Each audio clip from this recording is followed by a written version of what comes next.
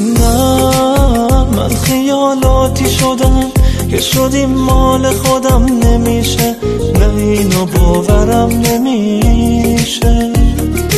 کاش واقعی باشه همش، مثل خواب نباشه هرچی میشه، تو قلب من باشی همیشه. من مریضتم خوب، آره بیمار عشقت، حس توی چشمات واسه من مثل بهشته. هی میگن بمون پام، بگی کار سر نوشته. بگو واقعا چجوری دلو بردی از من، آخه چی شد که پیشت جا مونده قلبم؟ مگه میشه یه آدم اینقدر خوب باشه اصلا؟ بگو واقعا چجوری به تو بند شد این دل.